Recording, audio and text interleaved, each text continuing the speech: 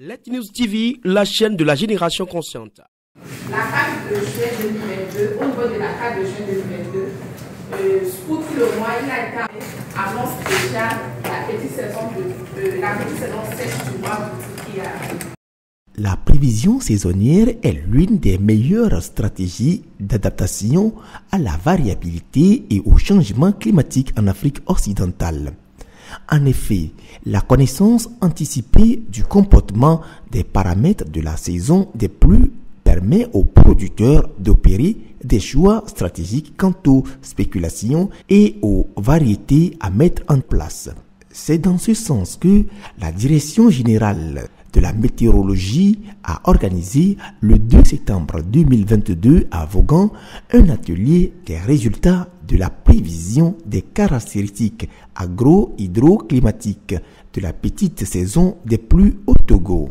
L'objectif est d'informer le monde agricole à travers les acteurs clés sur la situation climatique de la campagne agricole 2022. Actuellement, partout dans le monde, si ce n'est pas les fortes chaleurs qui entraînent des incendies, des feux de forêt, c'est des fortes pluies qui entraînent des inondations avec des pertes en vies humaines qu'on comptabilise partout. Donc la météo étant, comme le dit le modérateur, le marabout, des temps modernes, à chaque temps essaie d'élaborer des informations, de fournir des données et de fournir vraiment des stratégies pouvant permettre à la réduction de ces phénomènes météorologiques et climatiques extrêmes. C'est dans ce sens que les experts de la DGMN, en collaboration avec des centres mondiaux, des centres régionaux qui travaillent dans l'élaboration des informations, depuis une semaine, ils ont travaillé et ils ont fait sortir des résultats que nous sommes en train de mettre à la disposition, surtout de nos utilisateurs finaux, que sont vous-même, les organisations paysannes, les agents de médias, surtout les journalistes, qui vont permettre à ce que ces informations-là puissent être largement diffusées auprès de nos utilisateurs finaux. Donc l'objectif de cet atelier ce matin dans cette ville de Vaughan, c'est de faire large diffusion des résultats sortis des travaux des experts pour la petite saison des pluies au sud du Togo. Vous n'êtes pas sans savoir que notre pays, le Togo, est divisé en deux grandes zones climatiques. La zone climatique nord, qui enregistre chaque temps une saison des pluies, et la zone climatique sud, qui enregistre deux saisons de pluie, une grande saison et une petite saison de pluie dont nous sommes en train de faire large diffusion des résultats que nous avions obtenus. Le préfet de Vaud, Léguédé Kokou, dans son mot d'ouverture, a relevé l'importance que ces prévisions météorologiques ont dans le monde agricole. Mesdames et messieurs, l'importance des prévisions saisonnières n'est plus à démontrer. En effet, l'élaboration et la diffusion des informations caractérisant la saison des pluies, avant même que celle-ci ne démarre, permettent aux agriculteurs, aux gestionnaires des ressources en eau, aux décideurs et à divers acteurs de faire des choix pour aborder la saison.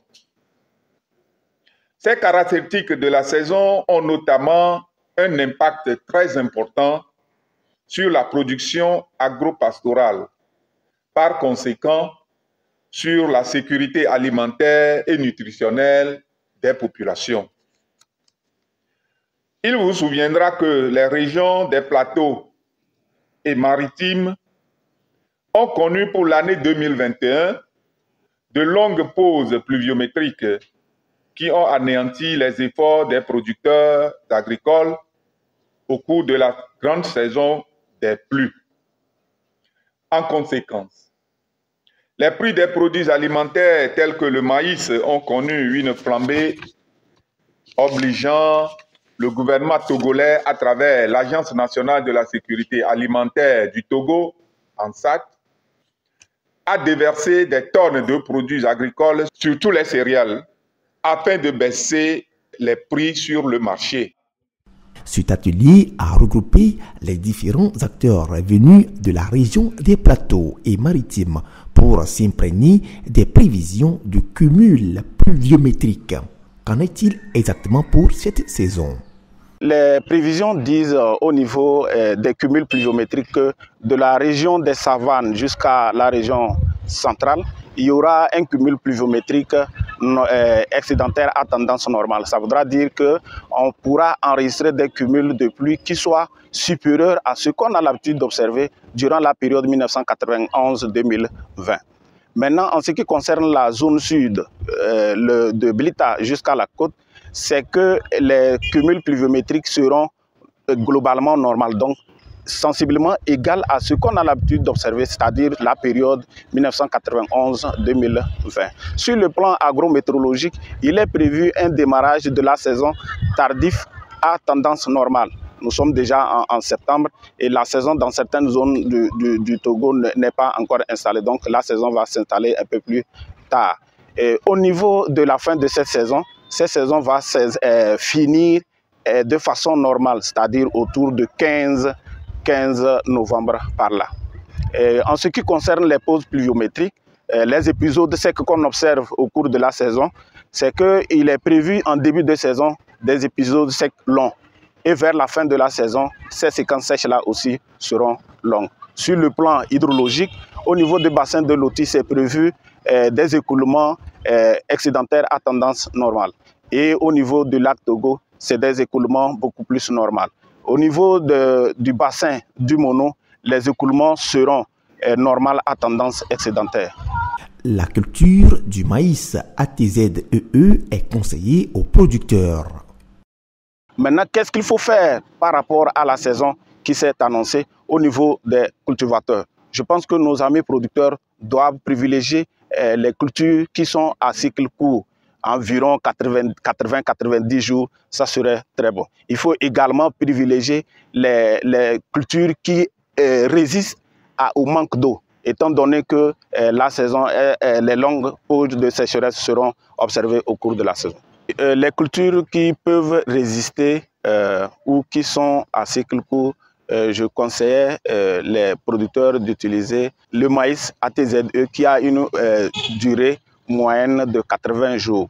Il faut également le haricot. Je ne conseille pas pour cette saison-là aux producteurs d'utiliser ou de mettre en place le soja. Pour nous, il est un peu tard pour la culture du soja. Notons que la prévision saisonnière est le résultat d'un consensus fait autour des sorties des modèles empiriques, dynamiques et les connaissances de la variabilité climatique passée et actuelle. Let News TV, la chaîne de la génération consciente.